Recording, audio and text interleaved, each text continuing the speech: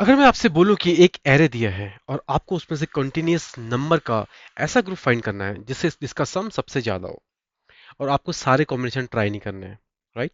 तो आप कैसे करेंगे? तो दोस्तों, आज हम सॉल्व करने वाले एक legendary interview question leet code का, जो है मैक्सिमम सब एरे। उसे हम केडेंस एल्गोरिथम के यूज से सॉल्व करते हैं। अगर आप लोगों को केडेंस एल्गोरिथम नहीं पढ़ा तो इसको बिल्कुल पढ़िए, बहुत इंपॉर्टेंट टॉपिक होने वाला है। और मैं आपको प्रॉमिस करता हूँ आज के बाद आप ये कभी नहीं भूलोगे इस एल्गोरिथम को यूज करना। ठीक है? तो हम प्रॉब्लम स्टेटमेंट देख लेते हैं। हमें एक एरे दिया गया है। ठीक है? कंटिन्यूअस सब एरे फाइंड करना है जिसका सम सबसे बड़ा हो। कंटिन्यूअस मतलब बीच में आपको स्किप नहीं करना है, वो एक सब एरे पूरा होना चाहिए, राइट? तो आप जैसे देख सकते हैं हमारे यहाँ पर इनपुट इनपुट एरे देख सकते हैं यहाँ पर। अब इसका हमारा आउटपुट क्या आ रहा है? 6 आ रहा है। आउटपुट 6 कैसे आ रहा है अगर आप देखेंगे वीडियो में? तो हमारा मैक्सिमम सब एरे कौन सा है? This one. इसको ऐड करेंगे 4 -1 3 2 5 +1 6, राइट? ऐसे बीच में हमको ट्राई करना है और जो हमको मैक्सिमम सब एरे निकलता है, उसका सम निकलता है, वो हमें रिटर्न करना है। ठीक है? अब सबसे पहले स्टेप हम चेक करते हैं बिगिनर सोच, हम कैसे इसको सॉल्व करेंगे। ब्रूट फोर्स कहते हैं हम लोग, यूज करेंगे, राइट? हम क्या करेंगे, हर पॉसिबल सब एरे बनाएंगे, हर सब एरे का सम निकालेंगे और मैक्सिमम चूज करेंगे, राइट? बट ये अप्रोच बहुत ही गंदा है इंटरव्यू पर्सपेक्टिव से, क्योंकि आप इसमें टाइम कॉम्प्लेक्सिटी चेक करेंगे तो ये हमारे big O of n square या big O of n cube में भी जा सकती है, राइट? तो इंटरव्यू में इसको रिजेक्ट कर दिया जाएगा, ऑब्वियसली। ठीक है? अब हम अपनी बात करते हैं बेस्ट अप्रोच की। तो हम कौन सा इसमें बेस्ट अप्रोच यूज कर सकते हैं? तो स्मार्ट थिंकिंग हमें क्या कहती है? ठीक है, मान लो आप एक रनिंग सम का, आपका जो रनिंग सम है वो निगेटिव हो गया, राइट? जैसे मान लो एग्जांपल के लिए, अगर करंट सम आपका -5 है और नेक्स्ट नंबर आपका 4 आ रहा है, तो क्या आप -5 को कैरी करोगे? बिकॉज -5 + 4 = -1। तो या फ्रेश से 4 से स्टार्ट करोगे? ठीक है?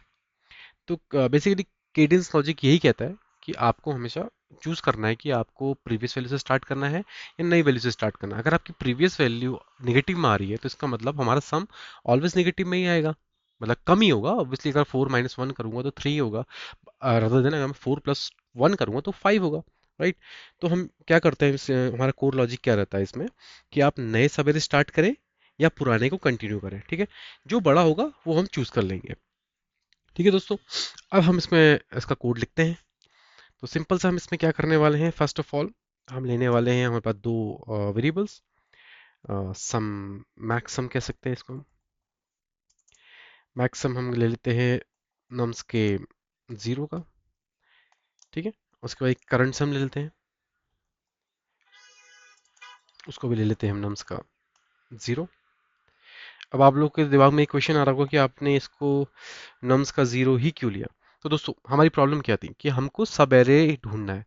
तो हमें सब एरे के लिए एटलीस्ट एक एलिमेंट तो उसमें होना चाहिए, राइट? अगर लेट सपोज हमारे पास एक एलिमेंट एरे आ रहा है जो नॉन एम्प्टी है, मे बी उसमें सिर्फ एक ही एलिमेंट है, तो इसलिए हम हमेशा उसका पहला एलिमेंट चूज करेंगे।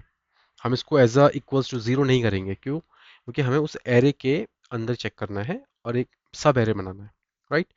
तो हमारा सिंपल सोल्यूशन में ये होने वाला है। हम करंट वैल्यू हमने यहाँ पर ले ली है, करंट सम ले लिया, मैक्स सम ले लिया -2, इसको हम इससे ऐड करेंगे, देखेंगे -2 और 1 क्या आएगा? -1, राइट? अब -1 बड़ा है या 1 बड़ा है? ऑब्वियसली 1 बड़ा है, तो हमें अपना नेक्स्ट जो सब एरे है हमें यहाँ से बनाना शुरू करना चाहिए।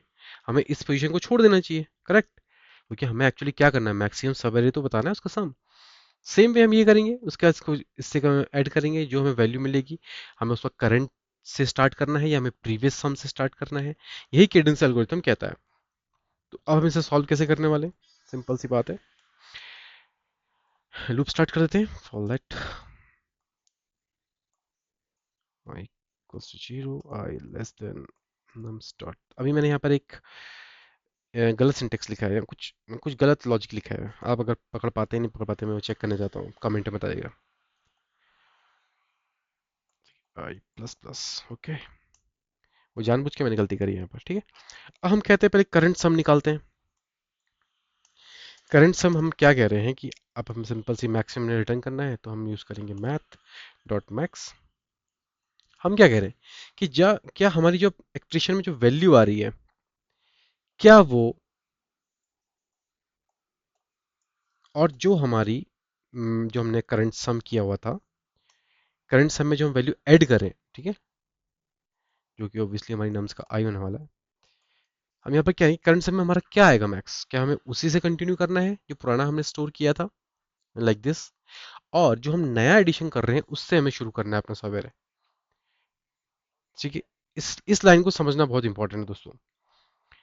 ठीक है, सबसे पहले इस इंपॉर्टेंट लाइन को समझते हैं। इसका मतलब ये है कि या तो सिर्फ करंट नंबर लो, ठीक है, या प्रीवियस सम में ऐड करो। अब जो बड़ा होगा वही बेस्ट सवेरे होगा जो यहाँ एंड हो रहा है, राइट। हम सारे सवेरे एक्सप्लिसिटली चेक नहीं कर रहे हैं, हम सिर्फ बेस्ट डिसीजन ले रहे हैं हर स्टेप में कि हमारा कहाँ से शुरू होना है और कहाँ पर हमारा खत्म होना है। ओके,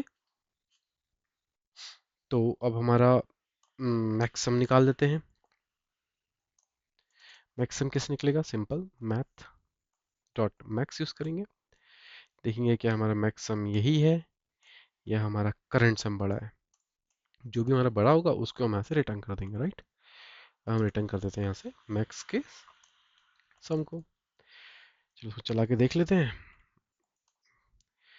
अब मैंने यहाँ पर एक प्रॉब्लम गलती से कोड लिखा था, देखते हैं आप उसे बता पाते नहीं बता पाते हैं। नोट, ठीक है, अब हमारा ये क्या निकला है, हमारी वैल्यू निकल गई है 6, करेक्ट। अब बेसिकली हमने यहाँ पर जो इश्यूज था वो इशू ये था कि इसको हम आई से 0 शुरू नहीं करेंगे, क्योंकि हमने करंट इंडेक्स ले चुके हैं यहाँ पर, मतलब करंट इंडेक्स की वैल्यू हम ले चुके हैं। तो ये हमारा हमेशा शुरू होगा 1 से, छोटा सा था, ये बाकी टेस्ट केसेस में काम आता आपके। तो ये हमारा 6 में रिटर्न हो चुका है, आप देख सकते हैं। तो आप, होपफुली आपको ये समझ में आ गया होगा। तो इसकी जो टाइम कॉम्प्लेक्सिटी होने वाली है वो O ऑफ n होने वाली है। ओके, स्पेस कॉम्प्लेक्सिटी भी हमारी सिर्फ O ऑफ 1 ही होगा, क्योंकि सिर्फ एक ही लूप में हमने सारा काम कर लिया। ठीक है दोस्तों, अगर आपको ये समझ में नहीं आया तो प्लीज़ मुझे कमेंट्स में बताइए, मैं दोबारा से आपको एक्सप्लेन करने की कोशिश करूंगा। ठीक है, और अगर आप कोडिंग इंटरव्यू की प्रिपरेशन कर रहे हो तो ये पैटर्न बहुत ही इंपॉर्टेंट है। ये सिर्फ एक क्वेश्चन नहीं है, ये एक पैटर्न है जो बहुत जगह यूज़ होता है। अगर आपको वीडियो हेल्पफुल लगा हो, लाइक करें, कमेंट करें और सीरीज को फॉलो करें। नेक्स्ट वीडियो में मिलते हैं। थैंक यू दोस्तों।